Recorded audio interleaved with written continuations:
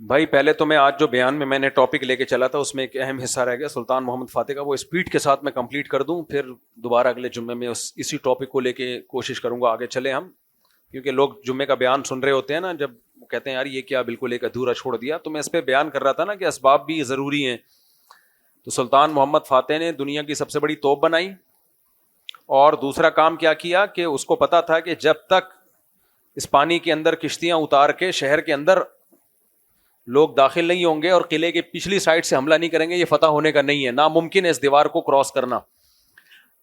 تو مشورہ ہوا، مشورے میں کیا طے کیا، میں یہ بتا رہا تھا، ایسا نہیں ہے کہ وظیفے ہی پڑھنا شروع کر دیا انہوں نے بیٹھ کے بس یہ کرو وہ، بھائی اسباب اختیار کیے. تو ان کے پاس ایک ہی طریقہ آیا کہ بھائی کشتیوں کو خشکی پہ چلانا پڑے گا، اور چلانے کا طریقہ یہ ہے کہ چربی کو پگھلا کے خشکی پہ ڈالنا پڑے گا، جو پہاڑ پتھر ہیں ان پہ ڈالنا پڑے گا. تو جتنے جانور ہیں سب ذبح کر دیے بہت بڑی تعداد میں، اور یہ کام کرنا ہے راتوں رات کے صبح تک، رات کو کسی کو خبر نہ ہو کہ ہم کیا کر رہے ہیں. اور اگر یہ پیکج ناکام ہو گیا نا تو گئے کام سے، کیونکہ جانور تو سارے جو کھانے کے تھے وہ تو کاٹ دیے، اب اس کے علاوہ کوئی آپشن نہیں ہے. تو انہوں نے کیا کیا، سارے جانور ذبح کیے، راتوں رات سب کی چربیاں پگھلا کے ڈالی ہیں اس پتھروں پہ کہ کسی کو کانو کان خبر نہ. اس کے بعد بڑی بڑی زنجیروں سے، پہلے زنجیروں کا انتظام پہلے کیا، کشتیوں کو کئی کئی لوگوں نے پکڑ کے گھسیٹا ہے، اور وہ زنجیریں آج وہاں بھی لگی. خدا کی قسم آدمی پاگل ہو جاتا ہے جذبے سے. جب ترکی کے میوزیم میں آپ جائیں نا، انہوں نے وہ لگائی ہوئی ہیں پوری تصویریں، یعنی ایک ظاہر ہے وہ اس زمانے میں تو کیمرے نہیں تھے، یہ کس طرح بڑے بڑے پہلوان ان زنجیروں کو پکڑ کے کھینچ رہے ہیں. آدمی کہتا ہے یار ہمارا ماضی کیا تھا بھائی، آج کیسے پوستی قسم کے، بس زبان کو بد تہذیبی، پھر وہ کہیں گے یہ مذہبی لوگ بد تہذیبے ہوتے ہیں. بہت پوستی ہو گئے ہیں یار ہم لوگ، بہت پوستی ہو گئے. میں تو توندے دیکھ کے اور تشریفیں دیکھتا ہوں نا جب لوگوں کی آگے ترچھی ٹائیں بائیں، ایک تو قدرت نے کسی کا بنا دیا ایسے، تو سب ایسے نہیں ہوتے. میں نے بار بار کہتا ہوں جب میں کسی موٹے کا مذاق اڑاؤں تو اس سے وہ موٹا ہے جو کھا کھا کے گینڈا بن گیا ہو. کچھ لوگ نیچرلی ہوتے ہیں، ہم نے بڑے علماء کو، نیک لوگوں کو بھی دیکھا ہے، جسم بھاری ہے ان کا، حالانکہ 24 گھنٹے میں ایک ٹائم کھاتے ہیں وہ، لیکن جو آڑا ترچا کھا کھا کے پڑا ہوا ہے، کھائے جا رہا ہے کھائے جا رہا ہے کھائے جا رہا ہے، ادھر سے سموسہ کھا لیا، ادھر سے. ایک مولانا صاحب آئے، وہ سموسوں پہ سموسے کھائے جا رہے ہیں. میں نے کہا آپ کے اسٹیمنے کو 21 توپوں کی سلامی، اتنے سموسے ماشاءاللہ. ایک صاحب آئے، وہ بھی میں نے تو اپنے اکرام میں رکھے تھے سموسے ان کے آگے، 6-7 سموسے پیل دیے انہوں نے. مجھے مذاق نہیں اڑا رہا کہ آپ میرے گھر آؤ تو سموسہ نہیں کھاؤ، آپ تو جتنا کھاؤ گے ہمیں خوشی ہوگی. تو لیکن مجھے ان کے اسٹیمنے پر بڑا ہوا کہ یار یہ بندہ ہے ماشاءاللہ 6-7 سموسے ایک ٹائم پہ کھا گیا. یہ پتہ ہے کیا ہوا، کچھ دنوں کے بعد اطلاع آئی کہ ان کا انتقال ہو گیا ہے، اللہ معاف فرمائے. ان کو معدے کا کوئی کینسر ہوا، زخم اتنا خطرناک ہو گیا تھا کہ وہ موت میں تبدیل ہوا ہے. خیر اللہ ان کی مغفرت فرمائے. تو لیکن یہ کہ میرے بھائی تھوڑا سا میزبان کی تو یہی خواہش ہوگی، لوگ ہمیں کھلاتے ہیں کو ٹھوستے چلے جاتے ہیں ٹھوستے چلے جاتے ہیں، ایسا نہیں ہے بھائی. تو میں جب ہم وہاں ترکی کے میوزیم میں گئے نا، جب انہوں نے یہ منظر دیکھا، انہوں نے ایک پورا ایک اس کی فلم بنائی ہوئی ہے یہ کیسے لڑائی ہوئی تھی، وہ بالکل اوریجنل کے قریب جو بھی کتابوں میں لکھا ہے. تو اپنی کا بے ہوش ہونے لگتا ہے وہ، یار اب کیا ہمارے آباء و اجداد کیا تھے بھائی، کیا تھے وہ لوگ، کیسی انہوں نے جنگیں لڑی ہیں، کیسی لڑائیاں لڑا. اور ہم دیکھو منہ کے فائر دیکھو ہمارے، انقلاب لائیں گے، نظام تبدیل کریں گے، کوئی پیکج نہیں ہے نظام کی تبدیلی کا، مگر کریں گے، باتیں کریں گے، ہم تبدیل نہیں کریں گے ہم کچھ بھی. تو انہوں نے وہ زنجیریں دکھائی ہیں، اور وہ جو کس طرح بڑے بڑے پہلوان 10-10 لوگ پکڑ کے ایک ایک لانچ کو گھسیٹ رہے ہیں، کانوں کان دشمن کو خبر نہ ہو. کتنی محنت کی ہے یار. اور وہ کشتیوں کو لا کے جب پانی پہ ڈالا ہے انہوں نے، اور اس میں مجاہدین کی فوجیں سوار ہوئی ہیں توپے لے کے، اتنا بڑا لشکر صبح صادق سے پہلے پہلے دشمن کے علاقے میں اتر چکا تھا، پوری فوج اتر چکی تھی، ان کو خبر ہی نہیں، وہ حیران تھے. انگریزوں نے یہ واقعہ بیان کیا ہے، آپ انگریزوں کی تاریخ پڑھیں، مسلمانوں میں تو ہے ہی، گوروں نے بھی کہا ہے کہ دنیا میں ایسا ہم نے جنگ میں عجیب واقعہ کبھی سنا نہیں ہے ہم نے کہ اتنا عجیب و غریب کام کیا ہو، کسی فورس نے یہ ٹیکنیک استعمال کی ہو. اور پھر پورا لشکر جب اترا ہے نا، پھر 2 طرف سے اٹیک ہوا ہے، ادھر سے بھی اٹیک ہوا فرنٹ سے، اور پچھلی سائڈ سے بھی اٹیک ہوا. تو انہوں نے جب جہاز آتے ہوئے دیکھے نا اپنی طرف، وہ حیران، یہ کیا ہو رہا ہے، یہ کون لوگ آ رہے ہیں. پھر پتہ چلا یہ مسلمان ہیں. دونوں طرف سے جب دھنائی ہوئی ہے تو قبضہ ہوا مسلمانوں کا. سلطان محمد فاتح نے جا کے جو ان کا کلیسا تھا اس میں تقریر کی, جمعے کی نماز پڑھائی. وہ جمعے کی تقریر آج بھی موجود ہے اس کی. اتا ترک نے بدماشی یہ کی ہے کہ ترکی کا رسم الخط چینج کر دیا تاکہ ترک قوم کا اپنی ہسٹری سے ریلیشن ختم ہو جائے. رومن کر دیا اس کو, جیسے اردو بھی اب چینج ہو رہی ہے نا. تو جب اردو چینج ہو جائے گی, رومن میں آ جائے گی, تو کسی کو کیا پتا چلے گا علامہ اقبال کیا کہہ کے گئے اور ہماری ہسٹری کیا ہے. تو وہ رومن کر دیا. وہ نئی نسل بالکل پتہ ہی نہیں اس کے ہمارے باپ داداؤں کے کیا کارنامے تھے. اب طیب اردگان نے آ کے کافی کوشش کی اس رسم الخط کو بحال کرنے کی, اور وہی, لیکن وہ پراپر وے میں نظام کی تبدیلی کی پراپر وے میں کوشش اردگان نے کی ہے. اٹ از کالڈ کوشش. یہ نہیں کہ ہمارے یہاں 2-3 پینٹس پتلون میں آئے, کالج میں نظام کی تبدیلی پر بیان کیا اور 15-20 مولویوں کو گالیاں دے کے چلے گئے. ہمارے یہاں نظام پتہ ہے کیسے تبدیل ہوتا ہے؟ اسکالر آئے گا, انگلش میں ٹھش پش مارے گا اور کہے گا یہ مولوی نظام کی تبدیلی کے لیے کچھ نہیں کر رہے, یہ سب 2 نمبر ہیں, ان کو صرف نکاح طلاق کے مسائل آتے ہیں, استنجا کے مسائل آتے ہیں, 2 نمبر, نظام کی تبدیلی ہونی چاہیے. لوگ کہتے ہیں زبردست, اگلی میٹنگ میں ہم آپ سے ملاقات کریں گے. لوگ سمجھتے ہیں آپ کوئی پیکج آ رہا ہے, اگلی میٹنگ میں نظام کی تبدیلی کا خاندانی قسم کا پیکج. پھر آئیں گے, دیکھو یہ مفتی طارق مسعود کو دیکھو شادیوں پہ بیان کرتا ہے طلاق. نظام کے سسٹم کی تبدیلی پہ کوئی بیان ہوا نہیں ہوا. اس کا مطلب یہ اسی کفریہ جمہوری نظام کے ساتھ کمپرومائز کر کے بیٹھ گئے ہیں. سرکاری درباری پٹھو یہ سب مولانا دیکھو سب ایسے ہی ہیں. سسٹم کی تبدیلی کی کوئی بات نہیں کرتا, نظام کی تبدیلی کی کوئی بات نہیں کرتا. کالج یونیورسٹی کے لڑکے جوش میں آتے ہیں, یار ایک بندہ ہے جو اس نظام کو غلط بھی کہتا ہے اور اس کی تبدیلی کی بات بھی کرتا ہے. ایک یہ ہے, 2 وہاں پائے جاتے ہیں. بس زبردست ایک دم لڑکوں کو جوش آ گیا, اگلی میٹنگ میں آپ سے ملاقات ہوگی. اگلی میٹنگ میں دیکھو اس مولوی کا پھر بیان آ گیا, استنجے کے طریقے بتا رہے ہیں, نماز میں سجدہ صاحب کے, نظام کی تبدیلی کی کوئی بات. میں کافی دنوں سے سن رہا ہوں, میں نے کہا شاید یہ کوئی تبدیلی کا طریقہ بتائیں گے. بھائی ہمیں تو 6 سال ہو گئے تبدیلی کی بات ہی کر رہے ہیں. تو میرے بھائی یہ منہ کے فائر ہیں, کچھ بھی نہیں ہے. پیکج وہ ہے. جامعۃ الرشید نے جب نظام کی تبدیلی کی کوشش کی ہے نا, تو یہ نہیں کہ صبح اٹھ دیا. تو پہلے مفتی عبد الرحیم صاحب نے ٹیمیں بنا کے مختلف ملکوں میں بھیجی ہیں.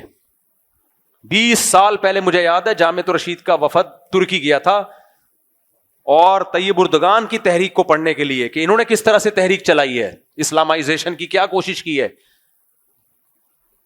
اس کے بعد مختلف تحریکوں کو پڑھ کے ان کو دیکھ کے ایک نظام کی تبدیلی کا ایک پیکج لے کر آیا جامعۃ الرشید. آپ دوسرا پیکج لے آؤ, وہ کوئی قرآن میں تھوڑی لکھا ہوا پیکج ہے, کوئی بھی لائے, لیکن لائے تو نا. میں یہ کر دوں گا, ہم یوں کر دیں گے, ہم یوں کر دیں گے, انقلاب لائیں گے. کیا کیسے لاؤ گے؟ تو پیکج ویکج کسی کے پاس نہیں ہے. تو اس لیے میں کہہ رہا ہوں اب جا کے جیسے وہ یہ بیٹھے بیٹھے 4 شادیاں کروں گا میں, کیسے کرے گا؟ شادی دفتر والوں سے رابطہ کرے گا, یا کسی کے بیوہ ہونے کا انتظار کرے گا, یا آرڈر پہ کسی کو بیوہ بنائے گا, کیا کرے گا؟ کچھ لوگ ایسے بھی ہیں کہ وہ بیوہ ہونے کا انتظار کر رہے ہیں. میں کہوں یار کسی کو بیوہ ہونے کا تو انتظار میں, یہ غلط طریقہ ہے کہ نہیں؟ خیر یہ تو زیادہ ہو گئی. لیکن باتیں کرنے پر حکومت کی طرف سے بھی کوئی پابندی نہیں ہے, پھینکتے رہو. تو جب بھی کوئی بات کیا کرے نا, اس سے بولو کوئی سوٹیبل طریقہ آپ کے پاس ہے تو وہ کائنڈلی پیش کریں آپ. جب تک نہیں ہے تو جو ہے فی الحال اس پہ گزارا کریں. تو ہاں خیر, سلطان محمد فاتح نے کیا کیا, وہ پوری فوجیں لے جا کے جب دبا کے حملہ ہوا ہے نا, پھر جو اسلام آیا ہے ترکی میں, ترکوں کی جو خلافت قائم ہوئی ہے 350-400 سال تک, بلکہ 600 سال تک چلی ہے, وہ دنیا پہ ہماری حکومت تھی بھائی. تو اسباب اختیار کیے ہیں. ہوائی منہ کے فائر نہیں مانے تھے انہوں نے. تو پڑھے لکھے لوگ تھے ان کے پاس, انجینئرز بھی تھے ان کے پاس, سائنٹسٹ بھی تھے, بزرگ بھی تھے. سلطان محمد فاتح اپنی فوج میں 2-4 بزرگ بھی رکھتا تھا کہ یار ان کی دعاؤں سے بھی اللہ کی مدد آئے گی. مادہ پرست نہیں تھا وہ. جب ترکی میں اٹیک کے لیے گیا ہے نا وہ, تو بڑے بزرگوں کو اس نے بلایا کہ آپ کا ہماری فوج میں رہنا ضروری ہے, آپ صرف مسلح بچھا کے دعائیں مانگو گے. لیکن دوسری طرف انجینئرز بھی ہیں, پلاننگ بھی ہے, سب کچھ ہے. ہمارے یہاں کیا ہے, فائرنگ ہے. میرا بھانجا ہے چھوٹا سا نا, بلکہ بھانجے کا بچہ. ہمارے یہاں چونکہ خاندان میں جلدی شادیاں ہوتی ہیں نا بچیوں کی, تو ہم بہت جلدی نانے دادے بن جاتے ہیں. میری بھانجیوں کی شادیاں بہت جلدی ہوئی تو ان کے بھی بچے ہیں, تو میں ان کا نانا ہی لگا. کیا خیال ہے؟ تو میرا پوتا نواسا سمجھ لو آپ. اتنا سا ہے. تو وہ ہر وقت پتہ ہے کیا کرتا ہے, جب بھی اس کے گھر میں جاؤ, اس کو ابا نے اس کو بندوقیں دلائی ہوئی ہیں وہ پانی والی نا, اور وہ کچھ اس نے کوئی ویڈیو دیکھ لی فوجیوں کی لڑائی والی, بچے جو دیکھتے ہیں نا سارا دن وہی کرتے ہیں, تو کارٹون انہوں نے دیکھ لیے کوئی فوجیوں کی لڑائی والے نا, تو سارا دن ہر وقت ٹھیاؤں ٹھیاؤں یہ کرتا رہے گا بیٹھ کے, پھر آئے گا یوں کر کے سلوٹ مارے گا جب بھی جاؤ نا گھر میں, پھر بندوق اٹھائے گا ڈھیاؤں ڈھیاؤں ڈھیاؤں جب بھی جاؤ. میں نے کہا بھائی یہ نفسیاتی تو نہیں ہو گیا ہے, کیا کہہ رہے ہیں یار یہ کارٹون دیکھ دیکھ کے ایسا ہی ہو گیا ہے. تو اس بچے کے بھی منہ کے فائر ہے, منہ سے بھی بول رہا ہوتا ہے ٹھیاؤں, جب بندوق کی آواز نہیں آتی تو منہ سے شروع کر دیتا ہے ٹھیاؤں ٹھیاؤں ٹھیاؤں ایسے.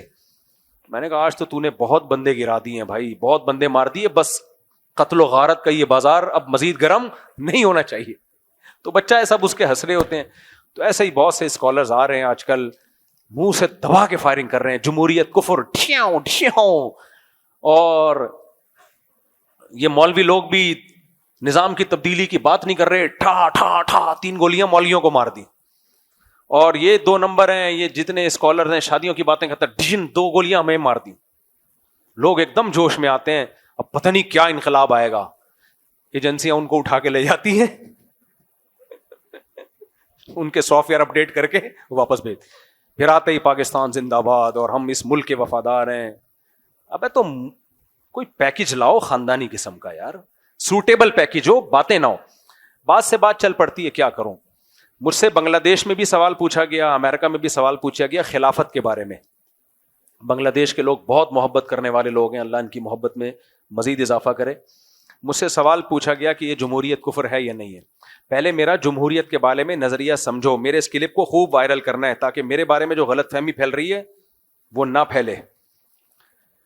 یہ جو موجودہ جمہوری نظام ہے یہ انگریزوں کا مسلط کردہ نظام ہے, اس میں کوئی بہت زیادہ خیر کی آپ توقع نہ رکھیں.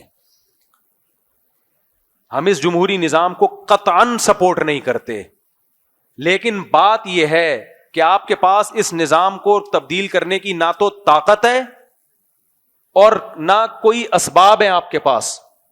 تو پھر ایسے موقع پہ شریعت کیا کہتی ہے, جب آپ کے پاس کسی سسٹم کو تبدیل کرنے کی طاقت نہ ہو تو کیا آپ کنارہ کشی اختیار کر کے پہاڑوں پہ نکل جائیں یا اس کے خلاف طاقت استعمال کریں جو کہ ہے نہیں آپ کے پاس. لہذا جو رہی صحیح طاقت علماء کے پاس ہے اس سے بھی ہاتھ دھو بیٹھیں, یا اسی شر میں رہتے ہوئے شر کو کم کرنے کی کوشش کریں. ہماری رائے کہ تیسرا طریقہ سب سے زیادہ سوٹیبل ہے. یہ والی جمہوریت اسلام میں کیوں نہیں ہے, پہلے میں اس کی وجہ آپ کو بتاؤں. اس جمہوریت میں کیا ہے, پہلے بتاؤں اسلام میں ہے کیا, اسلام کس طریقے کو وہ کرتا ہے. اسلام تو اس طریقے کو پسند کرتا ہے جو حضرت ابو بکر کا طریقہ تھا, جس کی بیس پہ حضرت ابو بکر کو خلیفہ بنایا گیا. بس وہی ہے. وہ کیا تھا, جو بہترین لوگ تھے, امت کے خیر خواہ تھے, ان کی اکثریت نے حضرت ابو بکر کو منتخب کر کے خلیفہ بنا دیا. حضرت ابو بکر خود نہیں بنے, ان کو پبلک کی طرف سے بنایا گیا ہے بغیر کسی طاقت کے استعمال کے. نہ یہ ہوا کہ حضرت ابو بکر نے تلوار لے کے لوگوں کو فتح کر لیا, بلکہ لوگوں میں خیر تھی, صحابہ تھے, خیر القرون کے لوگ تھے. یہ ٹاپک بہت امپورٹنٹ ہے, اللہ کرے یہ سمجھ میں آ جائے آپ کے. جو خیر القرون کے لوگ تھے, بہترین لوگ تھے, انہوں نے کہا کہ صرف اور صرف اور صرف کون ہوگا, ابو بکر. چند لوگوں نے اس سے اختلاف کیا مگر ان کے اختلاف کو لوگوں نے ویلیو نہیں دی, اور نبی نے بھی زندگی میں حضرت ابو بکر کو اپنا جانشین بنایا تھا. تو تمام چیزیں جمع ہو گئی, لوگوں نے حضرت ابو بکر کو اپنا امام اور اپنا خلیفہ بنا لیا. تو یہ طریقہ ہے سب سے زیادہ سوٹیبل. لہذا پاکستان میں اگر ایسا ہو کہ پڑھے لکھے لوگ اور علماء بھی ہوں, دین کا علم بھی ہو, دنیا کا علم بھی ہو, کیونکہ صرف دین کا علم کافی نہیں ہے, بعض دنیا کا علم بھی ضروری ہے. دین اور دنیا کا علم جن لوگوں کے پاس ہے اور مخلص بھی ہوں, وہ تمام لوگ جمع ہو جائیں, اور جمع ہونے کے بعد یہ کہیں کہ اس وقت پاکستان میں سب سے شریف آدمی یہ ہے, اور صرف شریف نہیں ہے بلکہ اس میں حکومت چلانے کی صلاحیت بھی ہے, امت کا یہ خیر خواہ بھی ہے, اور اس کے پاس نالج بھی ہے, معلومات بھی, دین کا علم بھی, دنیا کا علم بھی, نیک بھی, کبیرہ گناہوں سے بھی بچتا ہے, یہ کسی علانیہ کبیرہ گناہ میں مبتلا نہیں ہے وغیرہ وغیرہ, امین بھی ہے, صادق بھی ہے, تو قوم کے پڑھے لکھے سچی مچی کے پڑھے لکھے لوگ اس کو سلیکٹ کر دیں اور وہ کہیں نہیں میں نہیں مجھے نہیں شوق امیر بننے کا, مجھے نہیں شوق وزیر اعظم, نہیں آپ کو بننا پڑے گا امت کے لیے. تو امت کے لوگ اس کو زبردستی بٹھا دیں اور وہ پھر قبول کر لے کہ جب لوگ مجھے سمجھدار لوگ مجھے بٹھا رہے ہیں تو مجھے یہ آفر کیا ہے, قبول ہے. اصل طریقہ کیا ہے, اور وہ ہوگا خلیفہ. اس کو کیا کہیں گے ہم, خلیفہ. مسلمانوں کا خلیفہ ہے, یہ سلیکٹڈ ہے, نیک لوگوں نے اس کو منتخب کیا ہے. اصل طریقہ یہ ہے. لیکن یہ اصل طریقہ ابو بکر رضی اللہ تعالیٰ عنہ ہی کے لیے تھا. حضرت ابو بکر نے اپنی بات دنیا سے جانے کے بعد خود سے حضرت عمر کو نامزد کیا ہے کہ میرے بعد کون ہوگا, بولو عمر. یہ نہیں کہا کہ میرے جانے کے بعد جیسے تم نے مجھے زندگی میں سلیکٹ کیا تھا ایسے ہی تم لوگ آپس میں مشورہ کر لینا. ہونا تو یہی طریقہ چاہیے تھا نا. آپ لوگ کی توجہ ہے یا نہیں ہے؟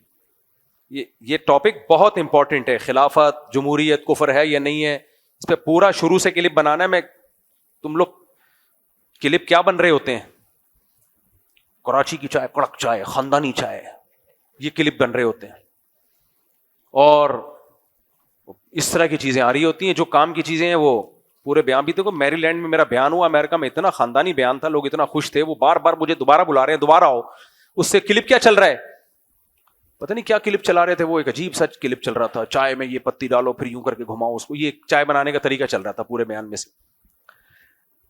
تو حضرت ابو بکر رضی اللہ تعالی عنہ یہ بھی کر سکتے تھے کہ بھائی جیسے مجھے سلیکٹ کیا ہے تو میں دنیا سے چلا جاتا ہوں, خود ہی مشورے کر کے ایسے ہی کسی اور کو سلیکٹ کر لینا. لیکن حضرت ابو بکر کو یہ یقیناً خوف تھا کہ ایسا نہ ہو کہ امت میں کوئی بڑا اختلاف آ جائے, کوئی اسلام دشمن طاقتیں اس اختلاف کا ناجائز فائدہ نہ اٹھا لیں.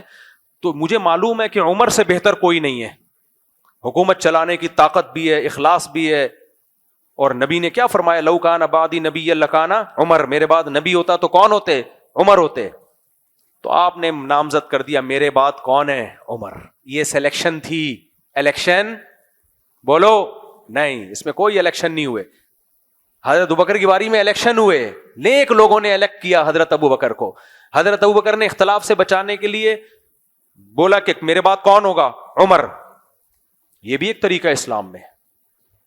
اصل طریقہ تو وہ ہے جو ابو بکر کا تھا, لیکن حضرت ابو بکر نے اس اصل طریقے سے انحراف کیوں کیا؟ خطرہ تھا کہ اس میں فساد کا خطرہ ہے. ایسا نہ ہو کسی ایسے کو سلیکٹ کر لیا جائے جو حضرت عمر کے لیول کا نہ ہو. انہوں نے کہا میرے بعد یہی ہیں, یہی ہوں گے. حضرت عمر نے کیا کیا؟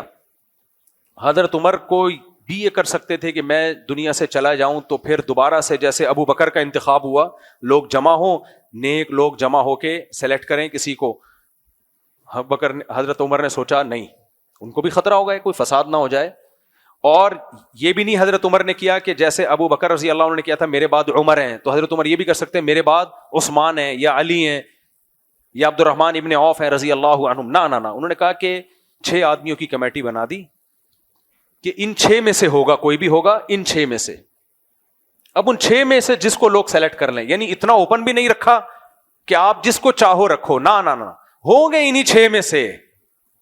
تو یہ 6 مل کے کریں گے جس کو بھی سلیکٹ کرنا ہے, اس میں لوگوں کی رائے بھی لیں گے. تو گراؤنڈ ریئلٹی کے حساب سے حضرت عمر فیصلہ کر رہے ہیں. کیا خیال ہے کہ اس وقت جو حالات سوٹیبل چل رہے تھے, انہوں نے دیکھا کہ یہ طریقہ میں کسی کو نامزد کرتا ہوں یہ بھی ٹھیک نہیں ہے. اس میں کیا مصلحتیں تھی حضرت عمر کے سامنے, وہ حضرت عمر جانتے ہیں.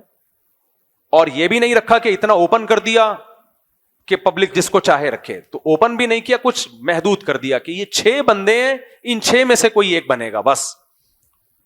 یہ بھی ایک طریقہ ہے. اس کا مطلب اسلام میں کسی کو خلیفہ بنانے کا کوئی ایک طریقہ متعین بولو نہیں ہے. یہ سارے فیصلے ہو رہے ہیں زمینی حقیقت کو سامنے رکھ کے, سوٹیبل کون سا طریقہ ہے, سوٹیبل کون سا طریقہ ہے. پھر ان 6 نے بنایا حضرت عثمان کو. حضرت عثمان کے بعد سب نے اتفاق کر لیا کس پر, حضرت علی پر. وہ باقی خلافت سے دستبردار ہو گئے, نہیں حضرت علی ہی ہیں اس کے مستقل.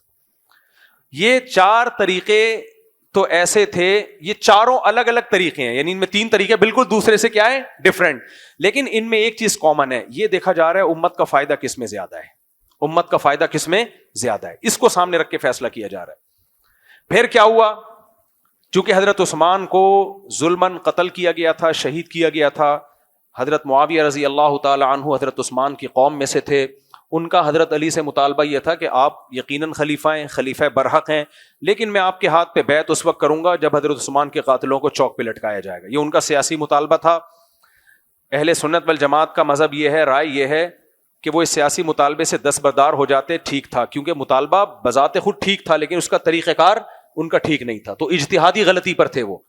حکومت کو جو مجبوریاں تھیں حضرت علی کو، وہ حضرت علی زیادہ بہتر جانتے تھے، حضرت معاویہ نہیں جانتے تھے، لیکن اتنا حضرت معاویہ کو ایک انتقام کی آگ بھڑک رہی تھی کہ، اور سیدہ عائشہ بھی حضرت معاویہ کے ساتھ تھی پہلی جنگ جمل میں، تو حضرت علی مجبور تھے کہ جب حضرت عثمان اپنا قتل نہیں بچا سکے اپنے آپ کو ان فسادیوں کے ہاتھوں، تو میں قاتلوں کو پکڑ کے کیسے لٹکا سکتا ہوں، یہ تو اور مدینہ میں سورش برپا ہو جائے گی۔ تو جب حضرت علی بیعت نہیں ہوئے، جو شام میں تھے، تو حضرت معاویہ بیعت نہیں ہوئے، تو حضرت علی نے حضرت معاویہ کو تلوار کی طاقت سے بیعت کرنے کے لیے ان پر حملہ کیا۔ جو جنگ جمل اور جنگ صفین ہوئی، یہ دونوں میں اٹیک حضرت معاویہ کی طرف سے نہیں تھا، یہ پہل کس کی طرف سے تھی؟ ریاست کی طرف سے، اسٹیٹ کی طرف سے۔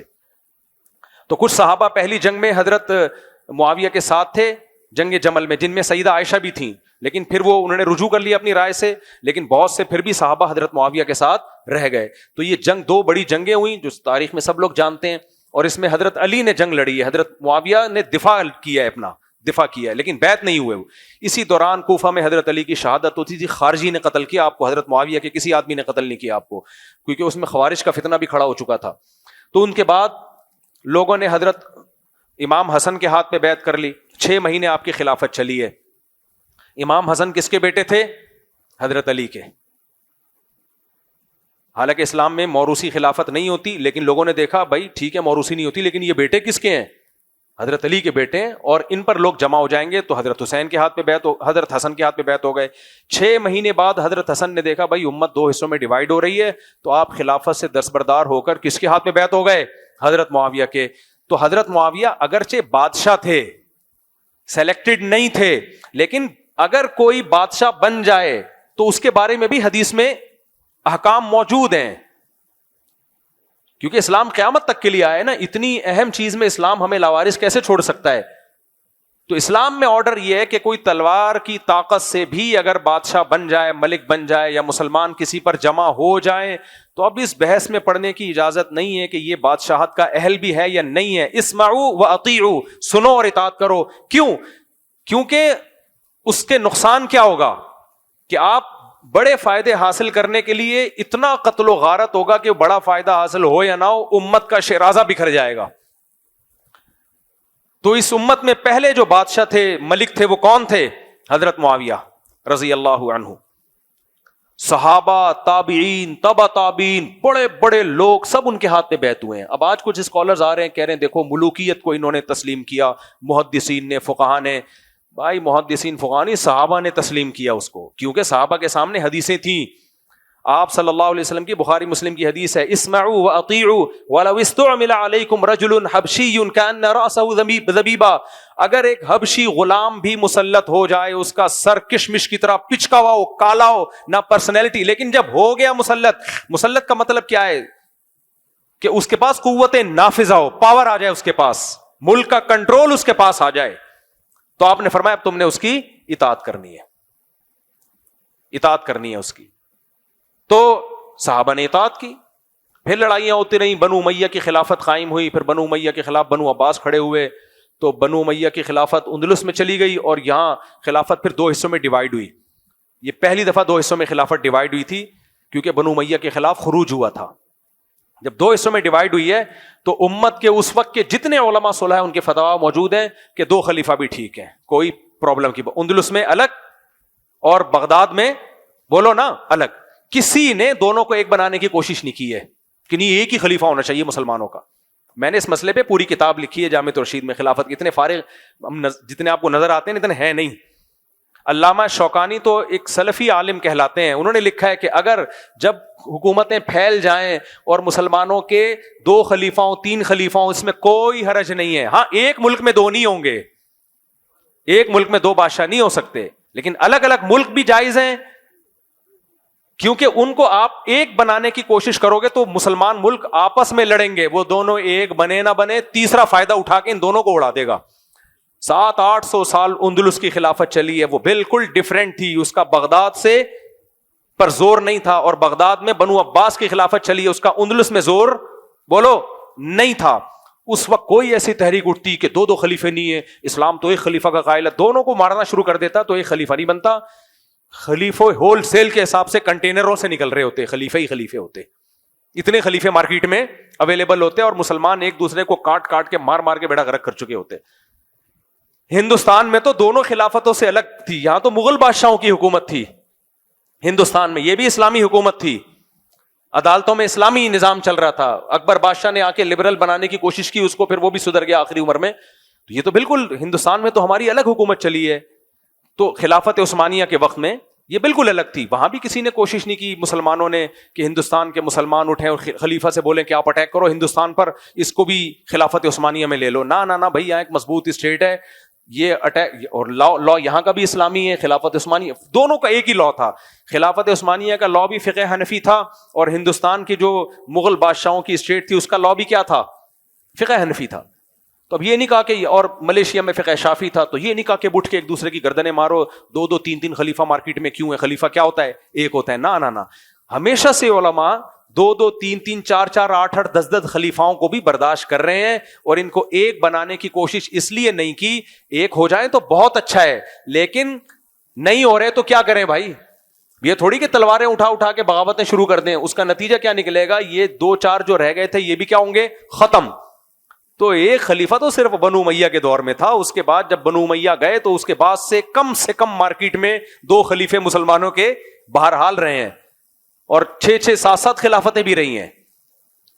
تو اب کیا ہے, اب بھی لوگ اٹھتے ہیں کہ نہیں جی ایک خلیفہ ہونا چاہیے, اتنے اسلامی ملک, سعودی عرب میں الگ بادشاہ ہے, پاکستان میں الگ بادشاہ ہے. اول تو وہ کہتے ہیں یہ خلیفہ نہیں ہے, مانتا ہوں میں خلیفہ نہیں ہے, آپ اس کو مان لو کہ خلیفہ نہیں ہے, تو جو بھی ہے حاکم تو ہے نا, پاور تو ہے نا اس کے پاس, قوت ملک کی باغ ڈور تو ہے نا اس کے پاس. تو جس کے پاس بھی ملک کی باغ ڈور ہوگی, اس کے بارے میں حدیث ہمیں کیا کہتی ہے, حدیث ہمیں کہتی ہے کہ جس کے ہاتھ میں بھی ملک کی باغ ڈور ہے, آپ اس نظام کے خلاف کھڑے ہوں, احتجاج کریں, نہیں علی المنکر کریں زبان سے. نبی صلی اللہ علیہ وسلم نے فرمایا سب سے بہترین جہاد ہے ظالم بادشاہ کے سامنے کلمہ حق کہنا, اس کے ہم خلاف نہیں ہیں, یہ کریں آپ. بنگلہ دیش میں پبلک اٹھی نا حکومت کے خلاف, احتجاج کی, حکومت بدل دی, تو یہ کام آپ پاکستان میں بھی کریں, 100 دفعہ کریں. حدیث میں جس بغاوت سے منع کیا گیا وہ ہے تلوار کی طاقت سے, اسلحہ لے کے حکومت کے خلاف کھڑے ہونا. یہ اسلام میں اس کی اجازت نہیں ہے, کیونکہ آپ کے پاس کچھ بھی نہیں ہے لڑنے کے لیے. حکومت کے پاس بہت کچھ ہوتا ہے, تو سوائے فساد کے کچھ بھی حاصل نہیں ہوگا, قتل و غارت ہوگا, اور بالفرض آپ کو کامیابی مل بھی گئی تو ملک اتنا کمزور ہو چکا ہوگا, اس کمزوری کا اسلام دشمن قوتیں فائدہ اٹھائیں گی. تو میں نے جو بنگلہ دیش میں کہا ہے نا کہ جمہوریت یہ جو چل رہی ہے ٹھیک ہے, اس سینس میں کہا ہے کہ آپ کے پاس اس کو بدلنے کی طاقت نہیں ہے, تو اس میں رہتے ہوئے آپ کو یہ اچھا کام کر سکتے ہیں کریں, اور نہیں کر سکتے تو چپ کر کے بیٹھ جائیں, لوگوں کو دماغ نہ خراب کریں لوگوں کا. اب بنگلہ دیش میں جو خلافت کی تحریک چلا رہے ہیں, الیکشن میں حصہ لے رہے ہیں, وہ میں نے کہا میرے بیان پہ تو انہوں نے اتنی پروپیگنڈا کیا ہے کہ مفتی صاحب نے خلافت کا انکار کر دیا اور جمہوریت کو پروموٹ کر رہے ہیں مفتی صاحب. یہ بہت زیادہ بنگلہ دیش میں میرے اس سوال کا جب میں نے جواب دیا نا, بہت زیادہ کلپ چلے بنا کے, یہ دیکھو خلافت کے منکر, خلافت کے منکر. میں نے ان لوگوں سے پوچھا یہ کون سی خلافت کی تحریک ہے, کہتے ہیں یہ الیکشن میں کھڑے ہوتے ہیں. میں نے کہا واہ, خود الیکشن میں کھڑے ہو رہے ہیں. کہہ رہے ہیں وہ اس لیے کھڑے ہو رہے ہیں کہ ابھی ہمارے پاس حکومت میں آنے کا اس کے علاوہ کوئی راستہ ہی نہیں ہے. تو بھائی پھر تو آپ نے بھی مان لیا نا جمہوریت کو. تو ہم بھی یہی کہتے ہیں کہ نیک لوگ الیکشن میں کھڑے ہوں تاکہ اسمبلی بالکل سیکولر لوگوں کے ہاتھ میں نہ جائے. کسی بھی طریقے سے اسمبلی میں پہنچو بھائی, تو فی الحال سوٹیبل طریقہ یہی ہے الیکشن میں کھڑے ہو گئے, اس کے علاوہ آپ کو کوئی جانے نہیں دے گا. آپ کس کے خلاف کھڑے ہوگے, کیسے کھڑے ہوگے آپ, تم مار دھاڑ ہوگی اور تم ختم ہو جاؤ گے آپ, اور ملک میں قتل و غارت کا بازار گرم ہوگا. یہ انسان ہے, ان کا خون قیمتی ہے اسلام کی نظر میں, اتنا بیکار خون نہیں ہے اٹھا کے جس کو بھی چاہو اڑا دو اور نظام کی تبدیلی کے نام پہ, یہ غلط ہے. تو اس جمہوریت کو میں اس سینس میں پروموٹ کرتا ہوں کہ اس کا آلٹرنیٹ میرے اور آپ کے پاس نہیں ہے. یہ جمہوریت نہ ہوتی تو سبحان اللہ بہت اچھا تھا، لیکن فی الحال یہی ہے آپ کے پاس. آپ ہوٹل میں جاتے ہو، کیا کیا ہے کھانے کو؟ آپ کو تو ڈاکٹر نے کہا گوشت اور انڈے کھانے، آپ نے دال چاول سے پرہیز کرنا ہے آپ نے، لیکن آپ گئے ساری لسٹ دیکھ لی، اس میں دال چاول، دالوں کی قسمیں ہیں اور چاولوں کی قسمیں ہیں. آپ کہہ رہے ہو نہیں گوشت صحت کے لیے بہت مفید ہے، میں ویجیٹیرین نہیں ہوں. وہ کہے گا بھائی اویلیبل آپ کے پاس یہی ہے، یا تو بھوکے مر جاؤ یا فی الحال دال پہ گزارا کرو، اور دال کھانے سے جو گیس پیدا ہوگی اس کے لیے الگ سے چورن خرید لو. آپ یہی ہوگا کہ نہیں ہوگا؟ تو سوٹیبل طریقہ جو دنیا میں اس وقت چل رہا ہے، آپ کے ملک میں پاکستان میں جو چل رہا ہے وہ کیا ہے؟ جمہوریت ہے، جس کو آپ چینج نہیں کر سکتے. تو اسی میں رہ کے کوئی خیر کا کام کر سکو، بہت کچھ خیر ہو سکتی ہے. بات یہ کہ جو خیر والے ذہن ہیں ان کو تو خلافت کے نام پہ ہٹا دیا جاتا ہے، اور جو کچھ کر سکتے ہیں ان کا مائنڈ خراب کر دیا جاتا ہے، اور جو بیکار لوگ ہیں وہ پھر آگے چلے جاتے ہیں. تو ہم دیکھتے ہیں اسلامی تاریخ میں ہر طرح کے طریقے کو اختیار کیا گیا ہے، جو جس وقت سوٹیبل طریقہ تھا اس کو اختیار کیا گیا ہے. تو امریکہ میں بھی مجھے کسی نے پوچھا نا کہ خلافت، مفتی صاحب وہ آپ خلافت کے بارے میں کیا کہتے ہیں؟ میں نے ہاتھ جوڑ کے کہا بھائی بس کر دے خلافت. تو ہمارے لیے قابل احترام ہے محترمہ ام حسان صاحبہ، انہوں نے کہا مفتی صاحب نے خلافت کا مذاق اڑایا. میں نے اس خلافت کا مذاق اڑایا جو امریکہ میں چل رہی ہے، جس میں حاصل ہونے والا کچھ بھی نہیں ہے. دکان پکوڑوں کی ہو رہی ہے وہاں، اور باتیں کروڑوں کی ہو رہی ہیں.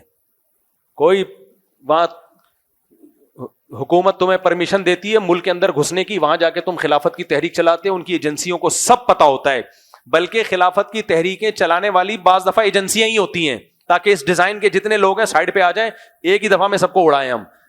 تو مجھے پتا ہے، میں امریکہ گیا ہوں تو وہاں نوجوانوں کو غلط یوز کیا جاتا ہے، تو میں نے وہاں ان کا خیر خواہ بن کے گیا ہوں، ان کو مروانے کے لیے نہیں گیا. میں نے تو آ جانا ہے ایئرپورٹ سے واپس، ہمارے پاس تو اپنا ملک ہے، اور دنیا میں اور بھی بہت سارے ملک ہیں بھاگنے کے لیے. ان بیچاروں جو وہاں امریکن مسلمان رہ رہے ہیں، میں ان کو خلافت کے فضائل سناؤں وہاں بیٹھ کے؟ اور مجھے پتا ہے یار نہیں ہو سکتا کچھ بھی. اور چلی ہیں امریکہ میں بھی خلافت کی تحریکیں چلی ہیں، ادھیڑ کے رکھ دیا ان کو، جیلوں میں زندگیاں گزر، کوئی پوچھنے بھی نہیں آتا. جو خلیفہ تھا نا، جس نے کہا تھا میں خلیفہ بنوں گا، وہ پوچھنے بھی نہیں آتا، وہ عیش کر رہا ہوتا ہے، وہ گاڑیوں میں گھوم رہا ہوتا ہے، لیڈر گھوم رہے ہوتے ہیں، مزے کر رہے ہوتے ہیں، نیچے والے لوگوں کو انہوں نے مروا دیا ہوتا ہے. تو میں نے امریکہ میں بیٹھ کے وہ بات کرنی ہے جو وہاں کے لوگوں کے لیے فائدے مند ہو. تو سوٹیبل مصر میں یوسف علیہ السلام تھے نا، کافروں کا ملک تھا وہ. یوسف علیہ السلام نے وہاں ایک وزارت کا عہدہ بھی قبول کیا، اور ان کی خیر خواہی کا کام بھی کیا. ان کے نظر میں مصر میں اسلام پھیلانے کا یہی سوٹیبل طریقہ تھا. یوسف علیہ السلام یہ بھی کر سکتے تھے کہ مصر میں وزیر خزانہ بن گیا ہوں، اب فلسطین میں جو ان کے والد تھے ان سے کہتے کہ آپ پورا لشکر لے کے آ جائیں، مصر پہ اٹیک کرتے ہیں ہم، تاکہ ایک ہی دفعہ میں اڑا دیں سب کو اور خلافت قائم ہو جائے. ان کو پتا تھا بھائی یہاں بہت پاور میں ہیں یہ لوگ، ہم بہت ہی مائنورٹی میں ہیں، یہاں ان لوگوں کی مصریوں کی حکومت ہے، ہم نے یہاں رہ کے انہی کے حساب سے جو تبدیلی ہم کر سکتے ہیں وہ کریں گے، اس کے علاوہ کچھ بھی نہیں کر سکتے. تو وہ 90 سے زیادہ افراد تھے نا یعقوب علیہ السلام کے جو مصر آئے ہیں، تو وہ خالی ہاتھ اونٹوں پہ آئے تھے، وہ بم اور توپ لے کے نہیں آئے تھے خلافت قائم کرنے کے لیے، کیونکہ ایک اسٹیبل گورنمنٹ تھی مصر کی، بہت پاورفل.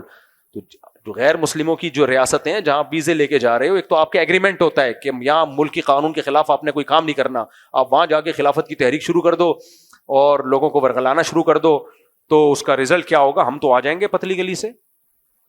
اس کے بعد جو وہاں لوگوں کا بیڑا غرق ہوگا نا، خلافت نہیں آئے گی، بیڑا غرق ہو جائے گا. تو اسلام ہمیشہ گراؤنڈ ریئلٹی کو سامنے رکھ کر بات کرنے کا حکم دیتا ہے. یہ جملہ ہمیشہ کے لیے پلے باندھ لیں. لوگ کہتے ہیں 313 کا مقابلہ 1000 سے ہو گیا تھا، گراؤنڈ ریئلٹی تو یہ تھی کہ وہ ہار جاتے، تبھی نبی نے خود اٹیک نہیں کیا ہے، دفاع کیا ہے. آپ صلی اللہ علیہ وسلم تو ایک قافلے کے لیے نکلے تھے، وہ تو اللہ نے لڑائی کروا دی، جب ہو گئی تو پھر تو لڑنا ہی ہے نا. وہ تو دفاع میں تو چاہے کمزور ہو طاقتور ہو، لڑنا ہی لڑنا ہے. خود سے اٹیک نہیں کیا. خود سے نبی نے مکہ پہ حملہ جب کیا ہے جب 10,000 کا لشکر تیار ہوا ہے، پھر مکہ پہ خود سے اٹیک کیا ہے. اس سے پہلے ساری جنگیں دفاعی ہوئی ہیں، خود سے بڑھ چڑھ کے حملہ نہیں کیا آپ نے، کیونکہ کمزور تھے. کمزور جب طاقتور اپنے سے کئی گنا زیادہ طاقتور سے لڑے گا تو زمینی حقیقت کہتی ہے کہ کمزور نیک ہونے کے باوجود شکست کھائے گا. اور وہ جو قرآن کی آیت ہے کم من فئۃ قلیلۃ غلبت فئۃ کثیرہ، بہت دفعہ کمزور لوگوں کو اللہ نے طاقتور پہ غلبہ دیا ہے. وہ آیت بالکل درست ہے، لیکن اس کا مطلب یہ ہے کہ جب کمزور کو اللہ نے واجب کر دیا کہ طاقتور سے لڑنا ہے تو پھر لڑنا پڑے گا بہرحال. چونکہ موسیٰ علیہ السلام کی قوم میں جو پیغمبر آئے نا بعد میں، ان کو بڑی طاقتور قوم سے لڑنے کا بنی اسرائیل کو حکم دیا تھا. بنی اسرائیل کہہ رہے تھے یہ بہت طاقتور ہے، ہم نہیں لڑیں گے، لیکن پیغمبر نے کہا لڑو. اور اللہ وعدہ کر رہا ہے فتح دے گا. تو جب اللہ نے وہی نازل کر دی پھر تو فرض ہو گیا نا, پھر ڈرنے کی ضرورت نہیں ہے. جب اللہ کہہ رہا ہے بنی اسرائیل کو کہ اس قوم سے لڑو, طاقتور ہے, پھر بھی غالب آؤ گے, پھر تو فرض ہو گیا. پھر تو اللہ نے کہا ہے کہ بہت دفعہ اللہ کمزور کو طاقتور پہ غالب کرتا ہے تو تمہیں بھی کرے گا. لیکن یہ جرنلی حکم نہیں ہے کہ تمہارے پاس غلیل ہے اور سامنے والے کے پاس راکٹ ہے اور تم لڑنا شروع کر دو. اور یہ آیتیں پڑھو کہ بہت دفعہ اللہ نے غلیل والوں کو راکٹ والوں پر غالب کیا ہے. نارمل روٹین میں بھی ہم دیکھ رہے ہوتے ہیں, ڈاکو کے پاس 4 بندوقیں, آپ اکیلے ہو, آپ بھاگتے ہو یا لڑتے ہو؟ بھاگ جاتے ہو. وہاں بھی آیت پڑھا کرو, بہت حق پر آپ ہو یا ڈاکو ہے, مجھے بتاؤ. ڈاکو 4 بندوقیں, 4 ڈاکو آئے 4 رائفلیں لے کے, بولے جیب میں جو کچھ ہے نکال دے. آپ نے کہا اب آپ کا دوست کہہ رہا ہے کہ مت لڑ, آپ کہہ رہے ہو دیکھو یہ حق پر ہے یا میں حق پر ہوں. دوست نے کہا تو حق پر ہے, یہ باطل پر ہے. تو باطل کے خلاف لڑنا فرض ہے یا نہیں ہے؟ یہ اس طرح سے تانے بانے ملاتے ہیں. یقیناً باطل کے خلاف لڑنا فرض ہے. اب دوست کہہ رہا ہے بھائی یہ تو بہت طاقتور ہے, آپ کو قرآن میں آتا ہے کتنی دفعہ کمزوروں کو اللہ نے طاقتور پہ غالب کیا ہے, لہٰذا میں کمزور, یہ طاقتور میں غالب آ جاؤں گا. وہاں یہ آیتیں نہیں پڑھتے. وہاں کوئی بتایا نا یہ آیت تمہارے لیے نازل نہیں ہوئی ہے, یہ بنی اسرائیل کے بارے میں نازل ہوئی ہے جن پہ جہاد فرض تھا اور ان کو کہا گیا تھا اس قوم سے لڑنا ہے بے شک طاقتور ہو. جب نبی کے ذریعے اللہ وعدہ کر رہا ہے, نبی کے ذریعے وہی آ رہی ہے نبی پر کہ غالب آؤ گے تم, پھر تو فرض ہے میرے بھائی. جب تک ایسا نہ ہو پھر اجازت نہیں ہے کہ آپ اپنی چادر سے زیادہ پاؤں پھیلائیں. جتنا دم ہے اس کے حساب سے باتیں کریں آپ. اور اتنا تو اللہ نے وعدہ کیا ہے کہ تم حق پر ہوگے تو آدھی طاقت اور دشمن کی ڈبل طاقت ہوگی تو تمہیں غالب کر دوں گا میں. اتنا اگر تم وہ 100 یعنی وہ ان کی طاقت جتنی ہے وہ 100 آدمی تم 50 آدمی تو 50 کو 100 پہ غالب کروں گا میں. اتنا ریشو تو ہو. لیکن آج جو لڑائیاں ہو رہی ہیں اس میں اتنا ریشو بھی نہیں ہے, اتنا ریشو بھی نہیں ہے. پھر لوگ غزہ کی مثالیں دیتے ہیں وہ تو کمزور ہیں. بھائی وہ ڈیفenس میں ہے, ڈیفenس ایک الگ چیز ہے. جب 4 آدمی مل کے آپ کو کوٹنا شروع کریں پھر تو آپ نے جان بچانے کے لیے بہرحال آپ کے پاس لڑائی کے علاوہ کوئی راستہ نہیں ہے نا. پھر تو کیا کرو گے آپ؟ بات ہو رہی ہے خود سے بڑھ چڑھ کے اٹیک کرنا. جب ڈاکو آپ پہ 4 آدمی فائر کھولیں پھر تو آپ بھاگو, بیگی پتھر بھی اٹھا کے مارو گے, جو ملے گا مارو گے آپ ان کو. ڈیفenس ایک بالکل الگ چیز ہے. یہ ڈیفenس نہیں کر رہے آج کل جو تحریکیں ہو رہی ہیں, وہ بڑھ چڑھ کے اٹیک کر رہے ہیں. اس میں شریعت میں ضروری ہے کہ آپ کے پاس ہے کیا, طاقت کتنی ہے آپ کے پاس, کر سکتے ہو. تبھی تو دیکھو بس اس حدیث پہ اپنی بات کو ختم کرتا ہوں. صحیح حدیث ہے, نبی صلی اللہ علیہ وسلم فرمایا من رأى منکم منکرا فلیغیرہ بیدہ, جو برائی دیکھے اپنے ہاتھ سے تبدیل کرے. ہاتھ سے تبدیل میں میزائل بھی ہیں, بم بھی ہیں, کلاشنکوفیں بھی ہیں. طاقت سے, ہاتھ کا مطلب کیا ہے؟ برائی دیکھو طاقت سے چینج کرو اس کو. آگے نبی نے فرمایا من لم یستطع, جس میں طاقت نہیں ہے, فبلسانہ, تو پھر زبان. کیونکہ جب طاقت نہیں ہے تو پھر خام خواہ میں طاقت کا استعمال مت کرو, لینے کے دینے پڑ جائیں گے. اور پھر تیسرا جملہ فرمایا اگر زبان کی بھی طاقت نہیں ہے, بعض دفعہ زبان سے بھی ایسا ری ایکشن ہوتا ہے کہ آپ برداشت نہیں کر سکتے, الٹا اور فساد ہو جاتا ہے, تو فبقلبہ, صرف کس سے؟ دل سے. تو یہ 3 اسٹیپ نبی نے جو ہمیں بتائے ہیں, یہ نبی نے بتائے ہیں, مفتی طارق مسعود کے بتائے ہوئے نہیں ہیں. یہ اسی لیے بتائے ہیں. ان تمام کے پیچھے کیا ہے؟ زمینی حقیقت. بعض دفعہ لڑنے کی طاقت نہیں ہوتی تو فرمایا نہیں, پھر طاقت سے تبدیل مت کرو, فتنہ ہو جائے گا. مکہ میں کیا تھا؟ کمزور تھے نا مسلمان, صبر صبر صبر. مشرکین ظلم بھی کر رہے ہیں تو صبر کرو. اور جب مکہ میں 10,000 کا لشکر تیار ہو گیا پھر صبر نہیں ہے, پھر اٹیک کرو. تو اسلام تو A to Z میرے بھائی زمینی حقائق کو سامنے رکھ کے چلنے کا حکم دیتا ہے. اور ہمارے ہاں کیا چل رہے ہیں آج کل؟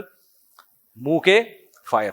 تو آج بھی جو سوٹیبل طریقہ ہے, کوئی پیکج لے کر آؤ نظام کی تبدیلی کا, ہم آپ کا ساتھ دیں گے انشاءاللہ. ہوائی باتیں نہیں کرو. اٹ از کالڈ خلافت. تو بنگلہ دیش میں وہ خلافت کی تحریکیں کھڑی ہو گئی نا, اگر وہ مسلح بغاوت کی طرف گئے تو اسلام بنگلہ دیش میں جتنا ہے اس سے بھی جاؤ گے تم. کچھ لوگ ہیں جو کہہ رہے ہیں کہ خلافت قائم کریں گے بنگلہ دیش میں. خلافت کا مطلب بندوق سے. 2-4 پولیس والے بھی اللہ نہ کرے اس طرح سے مار دیے نا تو حکومت پھر داڑھی والوں پہ, جیسے مصر میں ہوئی ہیں بغاوتیں, تحریکیں چلی ہیں, داڑھی آج تک مصر کے مولوی بغیر داڑھی کے پیدا ہو رہے ہیں. ٹھیک ہے نا, ایسا حکومتوں نے کچلا ہے ان کو. تو یہ نتیجہ نکلے گا. ہاں عوامی تحریکیں ہوتی ہیں جیسے بنگلہ دیش میں چلی نا, یہ ٹھیک ہے. تو عوام کی طاقت, عوامی تحریک چلے, وہ بہت اچھی بات ہے. تو میں تو گیا تھا بنگلہ دیش کے مسلمانوں کو اچھی باتیں بتانے نا, میں وہاں خلافت کی تحریکوں کو پروموٹ کر کے آ جاتا. ہم تو آ جاتے لیکن نوجوان ان تحریکوں کا حصہ بنتے, بیڑا غرق ہو جاتا ان لوگوں کا. میرے بھائی مفتی سے فیصلہ بہت سے سے بستر نکلنا پڑیں گے.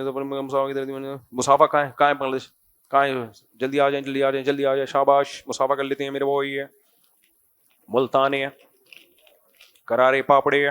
ٹرین جب رکتی ہے کیسے مزے کی آوازیں آتی ہیں نا, تو بہت عرصہ ہو گیا. السلام علیکم, گرم انڈے, کیسی آوازیں آتی ہیں نا ٹرین رکتی ہے. صبح صبح کہیں اسٹیشن پہ ٹرین رکتی ہے, آپ یہاں سے سرگودا جا رہے ہو یا لاہور ملتان پہ صبح 8 بجے گاڑی رکتی تھی. السلام علیکم, کیا حال ہے بھائی جان, تو کیا مزہ آتا ہے, کیسی اچھی آوازیں آ رہی تھیں. جوس لے لو, جوس, گرم انڈے, کرارے پاپڑے, آتی ہے نا آواز, زبردست. السلام علیکم, السلام علیکم. میں نے کبھی نہیں پاپڑ بیچے لیکن مجھے وہ سنا ہے بہت ہے. فیصل آباد اسٹیشن, ماشاء اللہ ماشاء اللہ ماشاء اللہ, فیصل آباد اسٹیشن. سب پوری جماعت کے لوگ ہیں, طلبہ ہیں, کون ہیں طلبہ ہیں, کون سے مدرسے کے؟ ماشاء اللہ ماشاء اللہ, مولانا بننے والے, اباؤٹ ٹو بیکم مولانا. بالکل وہی انگلش صحیح بولی نا, صحیح بولی انگلش, غلط تو نہیں بولی. اباؤٹ ٹو, ہونے ہی والے ہیں مولانا. السلام علیکم. وعلیکم السلام, وعلیکم السلام, وعلیکم السلام. ماشاء اللہ, بعد میں پھر یہ میں نے نمبر لے لیا نا, پھر انشاءاللہ صلو علی الحبیب. وعلیکم السلام. آپ بھی مولانا بننے والے ہیں, آخر دورے کا سال ہے, ماشاء اللہ ماشاء اللہ. چلیں جی, اللہ سب کو خوش رکھے. ماشاء اللہ, سن لیا, جمعے سے پہلے تھے, پھر کیا فائدہ بیان. تو پھر انشاءاللہ پھر کبھی, ابھی مجھے نماز ابھی نکلنا ہے فوراً. اچھا میرے بھائی, اس بارے میں کہتے ہیں مسجد اقصی مسلمانوں کے پاس تمام سے, یہ میرے بھائی کہہ رہے ہیں مجھے کیا پتا مسجد اقصی آئے گی کہ نہیں آئے گی, اللہ کرے آ جائے, ہم تو یہ دعا کرتے ہیں. لون دیا جا رہا ہے وہ میزان بینک میں, یہ میزان بینک سے معاملات جائز ہیں, وہاں پوری علماء کی ٹیم ہوتی ہے, شرعی ایڈوائزر ہوتے ہیں. اگر میزان بینک اس میں انوالو ہے تو پھر آنکھیں بند کر کے آپ یہ کام کر سکتے ہیں. اچھا, لوگوں کو نا ایسا مولوی پسند ہے جو بولے یہ بھی حرام یہ بھی حرام. لوگ کہتے ہیں یہ حق پرست ہے, کسی کے سامنے جھکتا نہیں ہے, لیکن جب خود معاملہ کرنے پر آ رہے ہوتے ہیں نا, پھر ان کو وہ والا مولوی چاہیے ہوتا ہے جو کہتے ہیں یہ جائز ہے. جس کا یوٹیوب کا چینل نہیں تھا نا, جب ہم نے کہا یوٹیوب کی آمدن حلال ہے, لوگ کہتے ہیں یہ بکے ہوئے مولوی ہیں, حرام کو کیا کر دیا, حلال کر دیا. اور جو اسکالر کہہ رہے تھے یوٹیوب کی آمدن حرام ہے, یہ دیکھو حق خدا نے اس کی زبان پہ جاری کر دیا ہے. لیکن جب اپنا چینل کھولا تو پھر میرا ہی فتویٰ چلا رہے ہیں, بھائی یہ مفتی صاحب کہتے ہیں جائز ہے. بھائی وہ کوئی مفتی تھوڑی ہے جو جہلم والی سرکار ہے, وہ تو اسکالر ہے, یہ مفتی تو یہ ہیں. بھائی ہم بک نہیں جاتے, آپ بک جاتے ہو. صحیح ہے نا, بکتا کون ہے؟ تو مفتی تو پوری ریسرچ کرنے کے بعد ایک فتویٰ مارکیٹ میں لاتا ہے, چاہے وہ اس کے فیور میں جا رہا ہو چاہے وہ اس کے نقصان میں جا رہا ہو. دیکھو تکافل سے بھی مجھے آفر آئی تھی, بڑی آفر آئی تھی, میں نے نہیں قبول کی. میں نے کہا تکافل پہ مجھے اطمینان نہیں ہے, اور بینکنگ میں تو میرا اکاؤنٹ نہیں کھول رہے تھے, پھر بھی میں نے کہا جائز ہے اسلامک بینکنگ. بہت عرصے بعد جا کے میزان بینک میں میرا اکاؤنٹ کھولا, کھول نہیں رہے تھے. میں پگڑی میں جاتا تھا ایسے کہ وہ سمجھتے تھے کوئی دہشت گرد آ رہا ہے. یہ بات ہے 2010-11 کی نا, حالانکہ ہم فتویٰ دے چکے تھے کہ یہ جائز ہے میزان بینک میں اکاؤنٹ کھولنا, اور ہمارے فتوے سے میزان بینک کو بہت فائدہ ہوا ہے, بہت زیادہ فائدہ ہوا, لیکن میرا اکاؤنٹ نہیں کھول رہے تھے کیونکہ دھماکے ہو رہے تھے. اس میں پگڑی والے بعض لوگ کہتے تھے ملوث ہیں, تو میں جب جاتا تھا بھائی یہ کوئی بم نہ رکھ کے چلا جائے.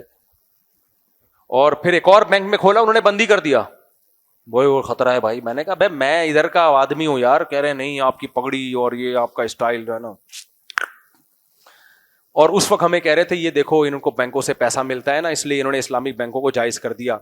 میں کہہ رہا تھا یار لوگوں کی مینٹیلٹی دیکھو, ہم ان بینکوں میں اکاؤنٹ کھولنے کو جائز کہہ رہے ہیں جو بینک ہمارا اپنا اکاؤنٹ نہیں کھول کے دے رہے, صحیح ہے نا, اور الزام ہم پہ کیا لگ رہا ہے, پیسے لے کے کھا رہے ہیں. یہ ہے بھائی مینٹیلٹی. جب ہو تو آپ, ہر آدمی چاہتا ہے اس کے فیور کا فتویٰ دو, اس کے اگینسٹ جاؤ گے تو یہ درباری ہے, سرکاری ہے. اور اب تو میں فوجیوں سے بولنے والا ہوں کہ مجھے لوگوں نے بریگیڈیئر بنا دیا ہے, مجھے وہ تمام سہولتیں چاہیے جو فوج میں بریگیڈیئر کو ملتی ہیں. خالی پیلی کا بریگیڈیئر بنا دیا ہمیں. لوگ کوئی کہہ رہا ہے کرنل مفتی طارق مسعود, کوئی کہہ رہا ہے بریگیڈیئر مفتی طارق مسعود, کوئی کہتا ہے جنرل مفتی عبد الرحیم. فری پھوکٹ کا بنا دیا, تو خطرات سارے وہی ہیں جو ایک سیکیورٹی تو وہ ہونی چاہیے جو بریگیڈیئر کی ہوتی ہے.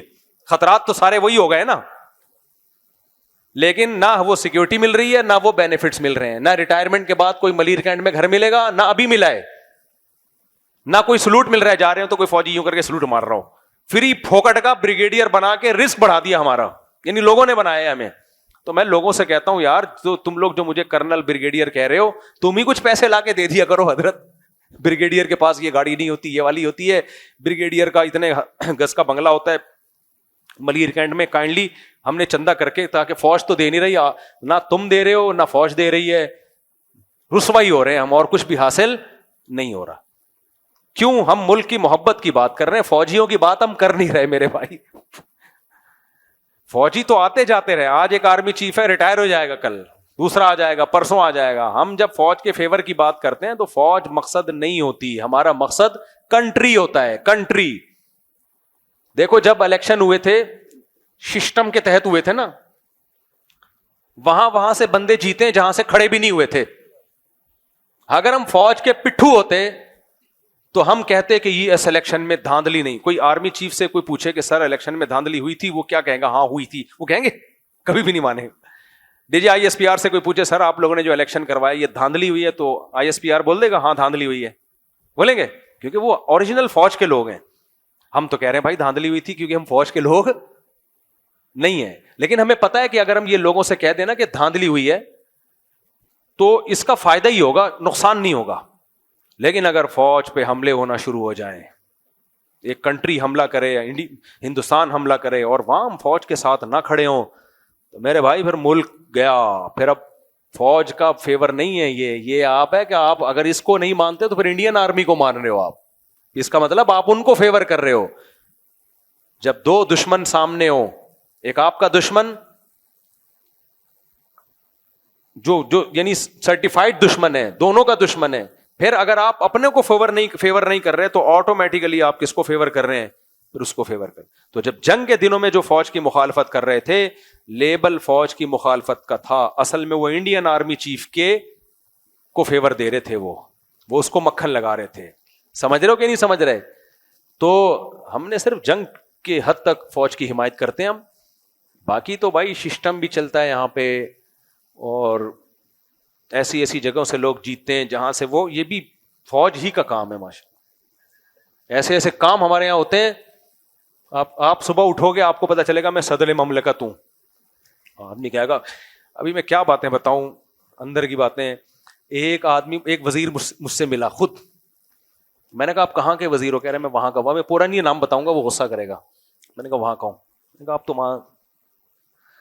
آپ تو میں نے سنا ہے ملک سے باہر جا رہے تھے. کہہ رہے مجھے بنا دیا گیا ہے.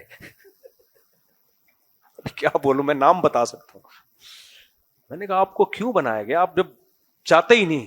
میں نہیں چاہتا تھا لیکن مجھے بنایا گیا ہے. میرے پاس نو کا آپشن نہیں تھا, میں اب وزیر ہوں. میں نے کہا کتنا خوش قسمت آدمی, وزیر بھی بن گیا زبردستی کا. تو وزارت, اور اس کو ساری سہولتیں وزارت والی مل رہی ہیں اب وزیروں کو جو ملتی ہیں. میں نے کہا وجہ کیا؟ کہہ رہے اگر میں نہیں جیتتا نا تو پھر کوئی ایسا بندہ جیتنے کا خطرہ تھا جو ان کی نظر میں ملک کے لیے نقصان دہ ہوتا, ان کی نظر میں. اب یہ حقیقت ہے یا حقیقت نہیں ہے یہ وہ جانے. تو بھائی ایسی جگہ سے لوگ جیت جاتے ہیں جہاں سے وہ چاہتے ہی نہیں ہے کہ ہم جیتیں. تو اب یہ کام آپ کی بڑے بھائی لوگ کر رہے ہوتے ہیں. تو ہر چیز میں ہم کسی کو فیور نہیں کرتے. ہم صرف جب ملک کے ڈیفینس کی بات آتی ہے تو دشمن کے مقابلے میں اپنوں کو فیور کرتے ہیں بس. اور اس پہ لوگ ہمیں ڈالر اور کرنل بریگیڈیئر. تو میں کہتا ہوں مجھے سہولتیں بھی وہ دلوا دو تو پھر مزہ آئے گا بریگیڈیئر کہنے میں. رہتے ہیں منڈا موڑ پہ ہیں, صبح پراٹھا وہاں سے منگوا رہے. بریگیڈیئر کے پراٹھے انڈا موڑ کے ہوٹل سے تھوڑی آتے ہیں, کرنلوں کے پراٹھے. دیسی گھی بھی اپنا دیتے ہیں یار, اس میں بنا دے. تو بریگیڈیئر کرنل کی زندگی دیکھو, وہ الگ اسٹائل کی زندگی ہوتی ہے. تو ہماری تو بھائی اللہ معاف فرمائے, بچوں کو اسکولوں میں داخلے نہیں مل رہے ہوتے. ابھی عثمان پبلک لے کر گیا ہوں, ریکویسٹ کی ہے بچے کو داخلہ دلا دو. وہ کہہ رہے ہیں ٹائم گزر گیا. بھائی میں بریگیڈیئر ہوتا نا تیرا باپ بھی داخلہ دے گا. کیا خیال ہے؟ ایسے اسٹائل ہوتا, ہم تو ریکویسٹ نہیں کرتے پھر رہے ہوتے ہیں. دیکھو اللہ کرے عثمان پبلک اچھا اسکول ہے, اللہ کرے ایڈمیشن ہو جائے تو اچھا ہے. تو یہ دی مینٹور بھی اچھا ہے یہاں پہ قریب میں, اس میں بھی ایسے ہی ہوا ہے, ریکویسٹ کرنی پڑتی ہے تو کوئی دے دیتا ہے, کوئی داخلہ نہیں دیتا. تو شادیوں کے لیے کتنی ریکویسٹیں کی تھی میں نے, جب جا کے 4 ہوئی. اگر میں بریگیڈیئر کرنل ہوتا تو ریکویسٹ جو وزیر بنا سکتے ہیں وہ دلہن نہیں بنا سکتے کسی کو زبردستی. کیا خیال ہے, کیا خیال ہے بھائی؟ ایک بندے کو ایسی جگہ سے وزیر بنا دیا جو جہاں سے بننا ہی نہیں چاہتا, تو ان کے لیے کسی کی بیٹی سے شادی کیا مسئلہ ہے؟ باپ کے جا کے پسٹل رکھتے, بریگیڈیئر فلاں, یہ میرا کارڈ ہے, مفتی صاحب کو دے دو یہ بیٹی اپنی. تو ایسے کر رہے ہوتے ہیں, ایسے دندناتے پھر رہے ہوتے ہیں.